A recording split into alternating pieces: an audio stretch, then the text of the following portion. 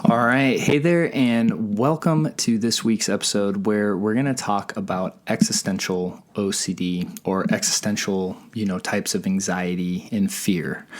And so basically, just to quickly define what we're talking about here, it's this idea that when your mind becomes focused or trying to figure out some type of existential question that really, you'll never have a clear answer to, right? These could be questions like, well, what's the meaning of life, right?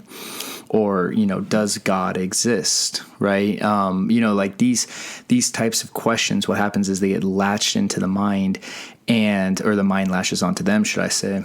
And then the person ruminates and, does all these different safety behaviors in an attempt to figure them out, thinking that by figuring it out, that will resolve the anxiety around this situation. And in almost every case, just like any other, real form of anxiety, right, it just builds the deeper and deeper you go onto it, right? So, you might get an answer and then all of a sudden your mind comes up, well, why that's not good enough, or the next question. And this is how it works, right? It just kind of builds and builds and builds. And, when it comes to existential, this actually comes from a question that I got on one of the comments. So thank you so much for the person that wrote the question, because they said something, and it's one of a phrase that I hear all the time, and I think it's important to address. But they asked if I could address or talk about existential OCD because it's the worst form, right? And that was obviously their opinion.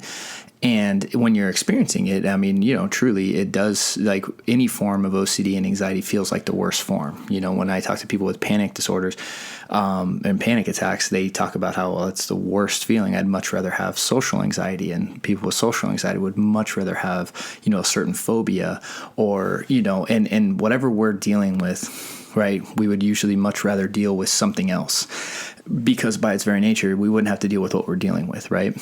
So whatever we're dealing with always is skewed into our perception as the quote worst thing. And I can't tell you how many times I've heard clients say that, and I've said it myself, right? Where it's like, I just wish I had a different form of anxiety, because those ones I could figure out, but this one is too much, right? And so, and that question actually goes into the idea of existential, kind of ideas, right? It's like, like different levels and different types of anxiety, right? I mean, is really kind of a more philosophical idea, because anxiety is so subjective to the person that's experiencing it. And so when it comes to existential OCD, and just like any other form of OCD, I mean, really, or anxiety, the key is to remember that what you're worrying about is not the actual problem. Right? The fact that you're worrying, the fact that you're ruminating, the fact that you're investing a lot of time and energy onto this topic that you can't have clarity on, right? Because usually it's a futuristic idea, right? Like, what's going to happen when I die? Well, you're not going to know that until you die, right? Us trying to figure out a concrete answer here on Earth is impossible, right? I remember one time I had this guy who was obsessing about the idea of the sun and just how we could even coexist, and how mathematically, like the more and more he thought about it, the worse and worse it got, because he's like, there's this huge ball of fire, and like, if we were just this much closer or this much further away, we wouldn't exist. And I don't understand how it all works. How did it, and like the questions, when you approach these questions, just like any other form of anxiety, when you approach the questions that people get locked onto, they're questions that most of us have had. The problem is that when you add this huge emotional drive and component to these questions, what happens is the person thinks that they're trying to solve the question, when really what they're trying to resolve is the emotional surge that they're experiencing around that question.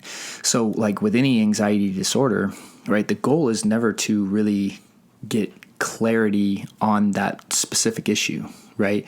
What it is to, really detach the emotional component of the issue and then help resolve that, right? The stress levels, so that you see the question more clearly, right? So for instance, like to use an example, someone might have a fear of getting a terrible illness one day, right? Like cancer. Well, if I was working with that person, like we could never come to the conclusion that you'll never get cancer, right? There's no way I could ever promise that to someone. There's no way I could ever guarantee that to someone, right? But if they're stressing about it all day, every day, that is actually the problem they're dealing with. They're not dealing with a cancer problem right now because it's not happening, right? If they went to the doctor and they're cancer-free, they're cancer-free. They don't have a cancer problem. But if they're stuck on that idea about getting cancer or some other illness, that's the actual problem they're dealing with.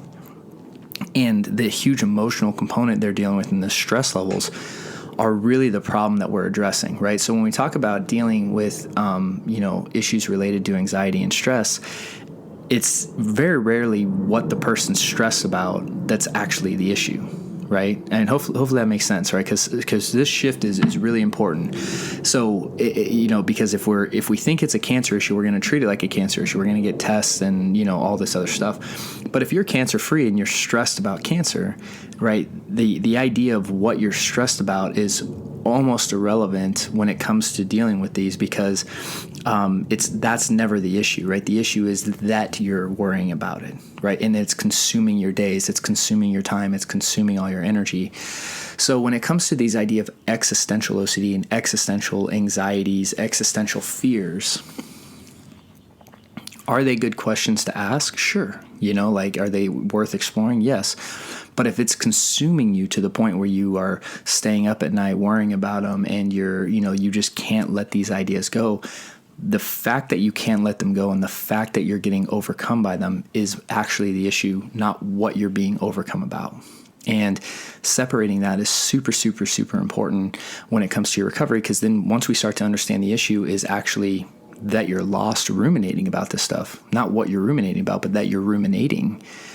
Well, then we can become to work on that. And once we actually get the stress levels down through exposure and response prevention, acceptance commitment therapy, right, using the AAA response that we teach over at Restored Minds. And if you don't know what that is and you don't have that, we have a little one sheet for you.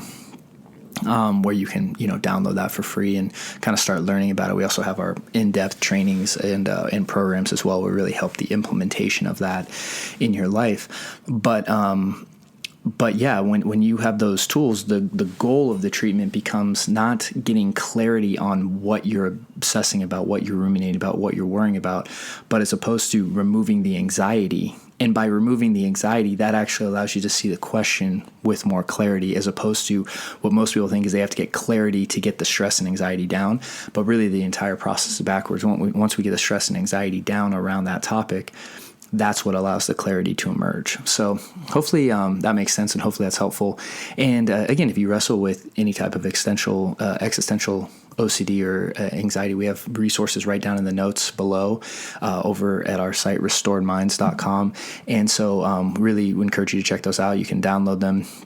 We also have some additional trainings that you can go through to really, get you started on the right foot on this journey, because I feel like a lot of people, what happens is they just take the wrong guidance on this journey, and that's what keeps them trapped a lot longer than what's necessary. So, with that said, we also really appreciate your support by liking and subscribing and commenting and sharing this across your platforms, just to help us, get these messages out to people that need them. So thank you so much for hanging out today, and I look forward to seeing you guys as we continue this series, next week, as we're going to dive into more different types of OCD, as well as different topics related to how families can help, as well as that. So big, kind of more broader topics. So thanks so much, and I look forward to seeing you guys in the next episode. Take care. Hey there, Matt here, and thank you for watching that video. And if you're struggling with stress and anxiety, I just want to let you know that I have a free 7-minute meditation that I'd like to give to you. You can just click the link right down in the notes to get instant access, and we'd really appreciate your support by liking and subscribing to our channel. Thanks again for watching, and I hope to see you soon.